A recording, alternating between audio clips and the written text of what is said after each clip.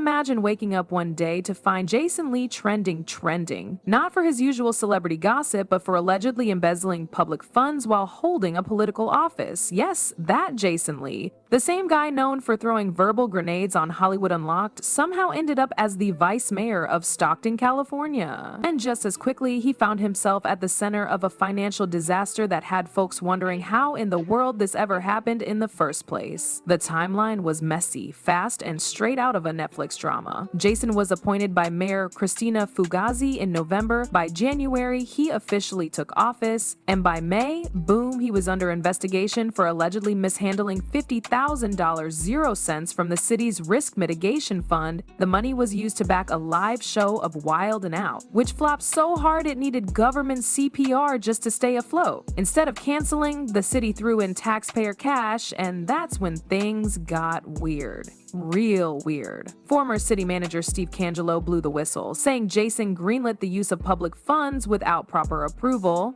That alone was enough to stir a pot of controversy. But Steve wasn't done. He claimed that 50 grand was only the beginning, that Jason might have been funneling millions out of Stockton's accounts under the guise of city events. And to add spice to the scandal, Steve alleged Jason had close ties with the event promoters. Suspicious much? But Jason wasn't about to sit quietly while the flames rose. He clapped back hard. Social media posts, Instagram lives, long captions. He brought the whole digital toolbox. He painted himself as a misunderstood hero, someone trying to elevate Stockton while the haters tried to tear him down. According to him, this was all retaliation for asking hard questions about the city's books as chair of the audit committee. And just when you thought it couldn't get any messier, enter Jay-Z and Beyoncé. Apparently, Jason had bones to pick with them too. At first, people thought he was just mad because he didn't get an invite to Beyoncé's Renaissance film premiere. His rants made it seem like he was throwing a tantrum over not being included in elite circles.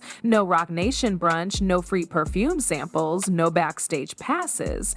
But then the energy shifted. Jason wasn't just upset, he was accusing them of conspiring against him, of sending people to silence him, of trying to crush his career because he knew too much. Now, this wasn't just politics anymore. Jason dragged two of the biggest names in entertainment into a swirling storm of allegations. According to him, they were pulling strings behind the scenes to discredit him, stop his rise, and protect their image. He said he had receipts, and he wasn't talking about Twitter screenshots. He claimed to have buried a damaging report about the Carters, something so explosive it could have shattered their public persona. But instead of being thanked, he felt ignored, ghosted, like his loyalty had meant nothing. Fueled by that rejection, Jason went scorched earth. He claimed Beyoncé and Jay-Z were regulars at Diddy's infamous late-night parties, the same parties now being scrutinized under a massive legal microscope. And Jason didn't just hint, he name-dropped Usher, Justin Bieber, Amber Rose, Travis Scott, Teyana Taylor, even Lindsay Lohan. He listed them like he was reading from a guest book at Diddy's mansion, but the focus stayed locked on the Carters. At this point, what started as a local government controversy had morphed into a full-blown celebrity battlefield. Jason Lee wasn't just defending his political reputation, he was setting fire to bridges across Hollywood. And if you thought he was done, you'd be wrong, because the next wave of drama would push this whole saga to an even wilder level. Jason wasn't bluffing when he said he had receipts. He went on Instagram Live, pacing like a man with nothing left to lose, rattling off names of celebrities he claimed he personally saw at Diddy's infamous house parties. Not just once, often. His delivery was bold, almost theatrical, like he was auditioning for a role as the whistleblower of the decade. But instead of casting doubt on others, he kept the spotlight squarely on Jay-Z and Beyoncé. That's when things went from spicy to downright dangerous. He said he'd been getting calls, not friendly check-ins, not support, calls from unknown numbers, from people close to the Carters. According to Jason, these weren't death threats, but they felt like warnings. alleged pressure to shut up, delete posts, walk it all back. But Jason refused. He said they should have called him before all this. When he offered to honor Jay-Z at an awards show, when he pitched ideas, when he stood in the corner waiting to be acknowledged but never was. And that's what cut deepest for him. Not just the alleged intimidation, but the feeling of being used and discarded. He wasn't just exposing secrets, he was airing out personal betrayal. Jason spoke like someone who once idolized Beyoncé, but felt burned by how Hollywood shuts doors on people who speak out. He admitted he used to be a super fan, maybe even still was deep down, but now he was looking at her through a different lens. Not as Queen Bee, but as someone playing the same game everyone else plays, just better. Then came the bombshell he dropped with almost no emotion, like it wasn't one of the most explosive things he'd ever said. He claimed he killed a damaging story about Beyoncé. Not postponed it, not forgot about it, he buried it. A story that could have blown her image to pieces, according to him. And what did he get in return? Nothing, not even a thank you. That bitterness was starting to look like fuel. He wasn't ranting for clout anymore. He was on a mission to pull down the mask he believed the Carters wore. He turned the camera directly to his face and said it clear as day. Jay-Z, I know you're watching. Stop sending people to call me yourself. The comment sections exploded. Half the people laughed it off, just Jason being dramatic again. The other half leaned in closer, wondering if there really was something here. Could this really be the unraveling of a power couple's carefully curated image? Or was Jason spiraling, caught up in his own ego and thirst for relevance? But Jason didn't stop at vague accusations.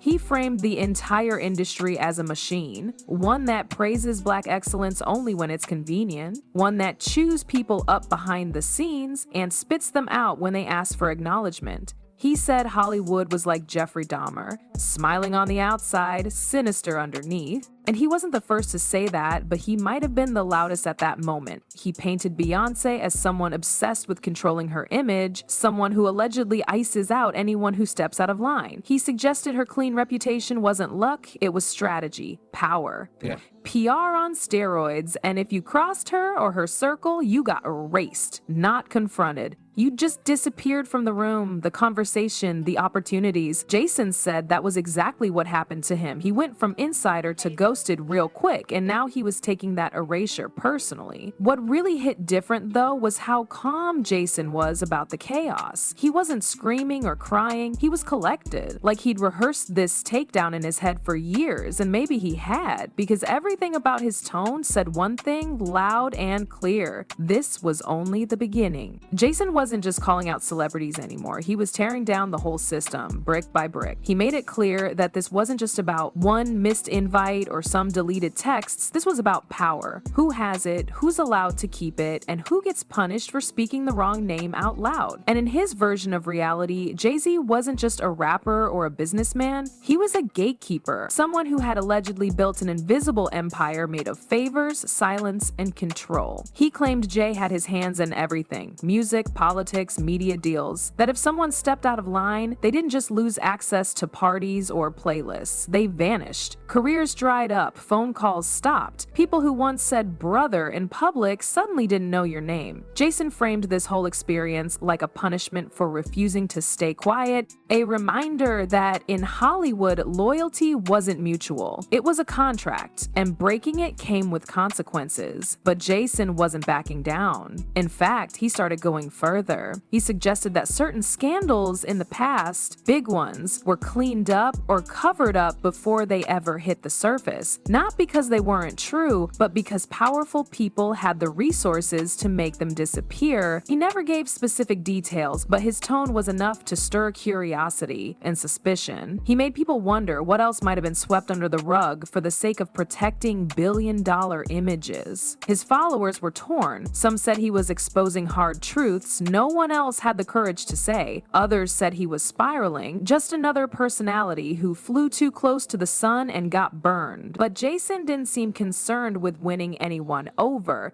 His focus was clear. If he had to go down, he'd make sure the truth, or at least his truth, went with him. The internet caught fire, tweets, TikToks, YouTube breakdowns, everyone had an opinion. Some accused Jason of clout chasing, others called him brave, but the story had already escaped the bubble. Jason had turned a political scandal into a celebrity conspiracy, and in doing so, he blurred the line between gossip and accountability. What started as a local news headline was now a trending topic on every major platform. And Jason? He doubled down again. He posted a new video saying he wasn't scared, that he'd already survived worse, that if anything happened to him, people should remember these clips, these statements. He said he wasn't suicidal, he wasn't hiding, and he wasn't afraid. It sounded dramatic, until you realize just how many times that speech had been given before by people who suddenly went silent. Then came the final twist. Jason revealed that he documented everything: emails, texts, voice recordings, not just from the Carters, but from industry insiders, promoters, managers, publicists. He claimed he'd been collecting proof for years, and that if anyone tried to shut him down, those files would speak for him. Whether those files exist or not, no one knows. But just the idea of them was enough to send shockwaves. He closed his last video with a warning, but it didn't sound angry, it sounded tired. You can erase me from your parties, from your press releases, from your brunch lists, but you can't erase the truth. He stared straight into the camera,